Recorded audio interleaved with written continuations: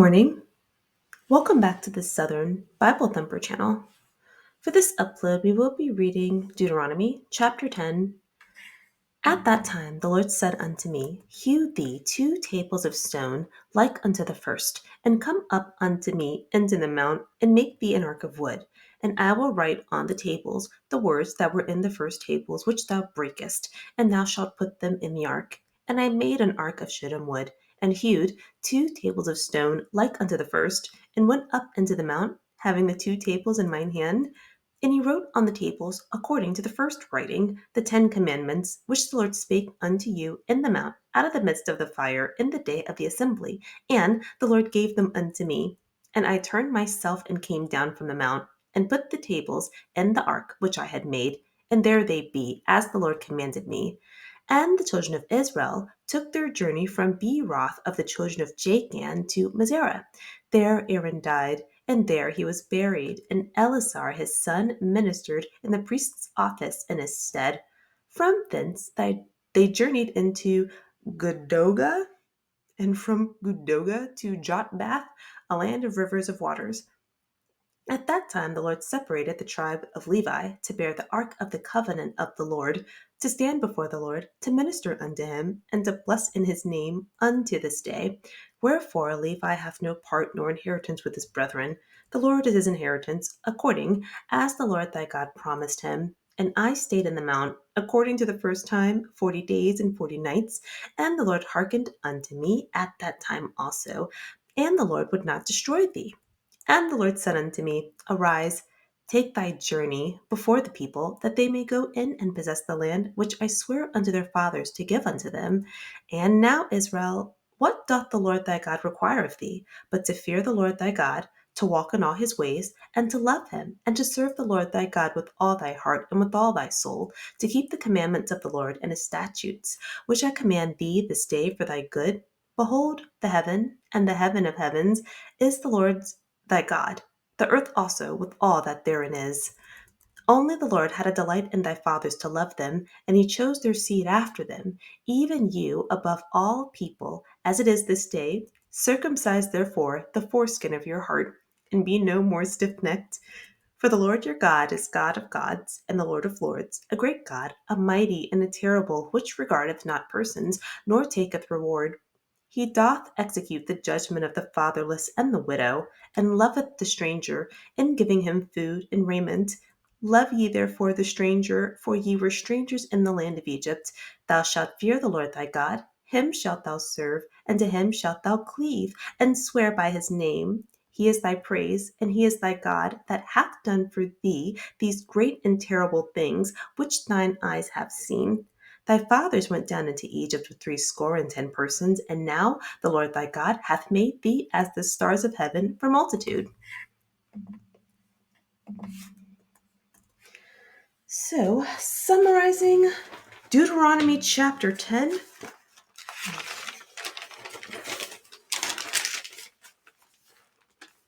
So, before I summarize, I would like to correct something that I noticed that I was off.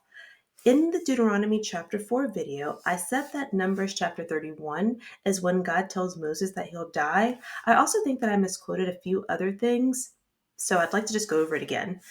Numbers 31 that's not true. Numbers 27 is when God tells Moses that he'll die, and it's also addressing the division of property to those 5 daughters with no male heir. Numbers chapter 26 is the census of Egypt, at the census of Israel, 40 years out of Egypt. Numbers chapter 27, that's when the actual 5, okay, we just said that, the 5 daughters, the division of property, no male heir. Numbers chapter 28 and Numbers chapter 29, God commands the new population of Israel, the one that we just talked about in Numbers chapter 26. God commands this population of Israel to keep the traditions originally given to them in Exodus chapter 29. Numbers chapter 30, this covers the vows of women. Numbers chapter 31, that was the war with Midian, and they bought the woman as spoils of war. Numbers chapter 32, Reuben and Gad make an agreement to go to war with Israel. They don't want to settle in the promised land with all the other Israelites. Numbers chapter 33, this details Israel's travel. Numbers chapter 34, this is when God is instructing Moses to divide the boundaries of Canaan. Numbers chapter 35, this is specifying that Israel donate Levite land and help establish refuge cities. Numbers chapter 26, this was the chapter of the nosy men that were concerned with the 5 daughters that got land in Numbers chapter 27. These men were concerned about how these women were managing their land and who they were marrying. So that's the end of the book of Numbers. Then we get to Deuteronomy chapter 1. This is when Moses starts talking. And Moses is talking because he's speaking to this second generation out of Israel. God has told him in Numbers chapter 27 that he's going to have to go up to a mountain and die by himself. We know Moses has been married twice, and we know that he has 2 boys at least, but there's no mention of them. And it seems like he's going to be going up into that mountain to die alone. So the way Moses got into this position, he was a Hebrew who was socialized as an Egyptian. During that time, the baby boys were born. They were instructed to throw the baby boys into the lake and drown them, but Moses' mother made a enclosure for him which floated on the water, and then the daughter of the Pharaoh found him, raised him as her own. He was even mistaken, his first wife, Zipporah, incorrectly identified Moses as an Egyptian because of how he carried himself and maybe his appearance. So he was socialized as the elite, but he still had an affinity and a love and a loyalty for his people, who were slaves. So when God saw him, he told him that he wanted Moses to lead his people out of Egypt. He didn't trust his own abilities, so God sent Aaron. So that's how Aaron got involved. And so he spent his entire life from that point centering Israel because they were previously enslaved people. So Moses has to be patient with them. They have no identity. They have no patience. They haven't had to do any human thing to participate in society because their entire lives were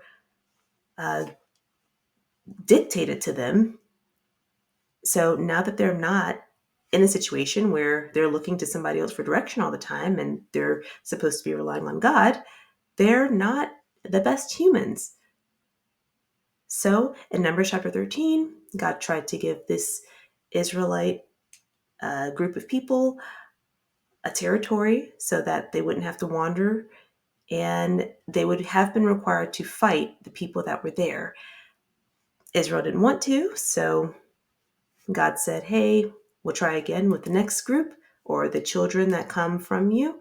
And so that's what we have now, the second generation out of Israel. And Moses is addressing them from Deuteronomy chapter 1 up until now, warning them before they go and take the new territory.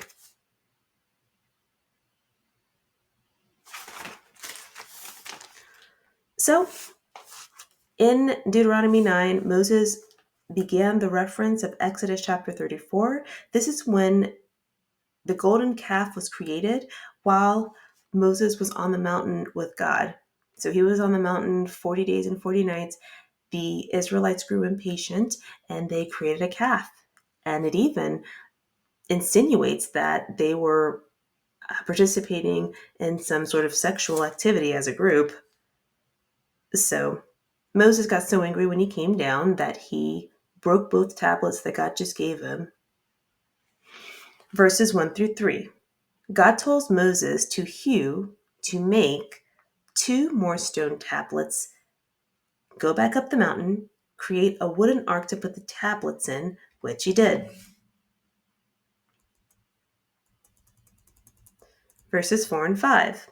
God wrote the commandments on the tablets, the new slabs that Moses brought up. Moses put those slabs in the ark.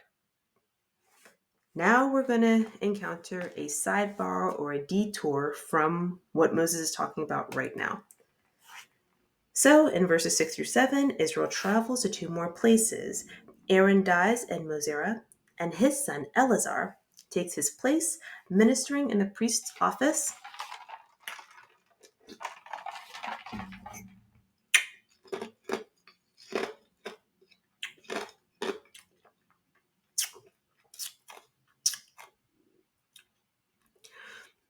Israel then traveled to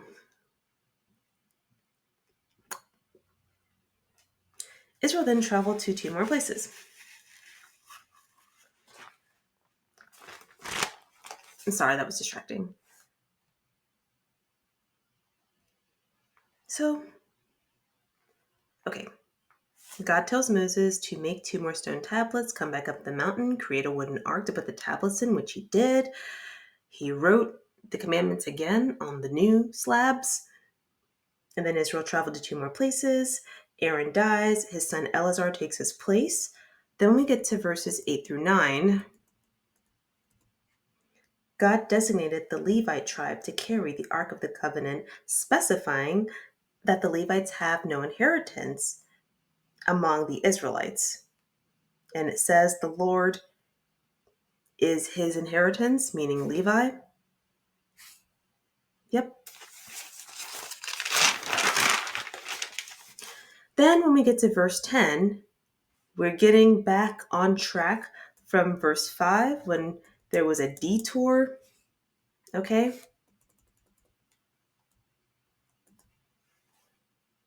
So Moses is saying, okay, so after I got the slabs and I made the ark, then I stayed in the mountain 40 days and 40 nights. This is continuing that reference to Exodus chapter 34. And it says he stayed up there the same way he did the first time for the 10 commandments before he, broke them and got angry.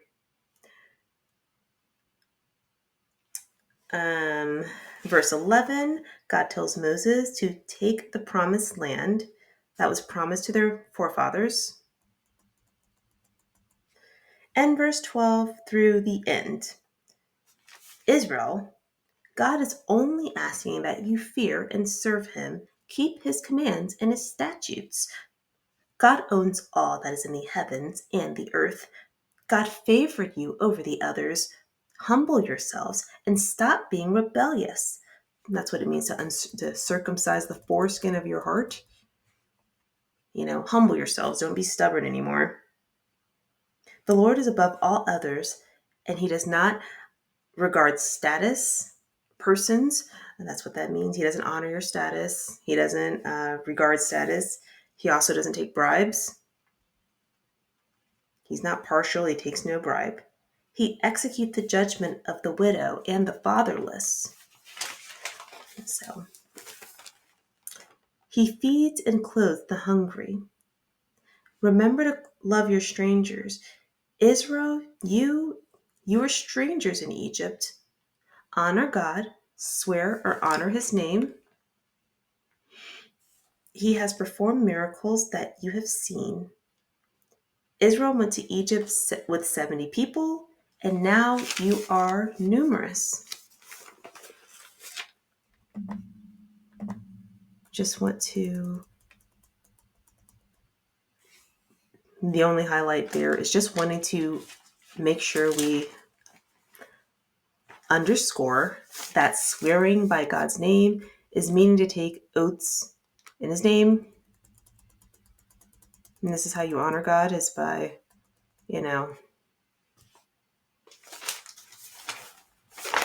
So the reason why I don't have any additional highlights for most of what I'm reading so far is because this is Moses' farewell, and this is recapping what we have already read in Numbers and Exodus. So that's all I have for this chapter.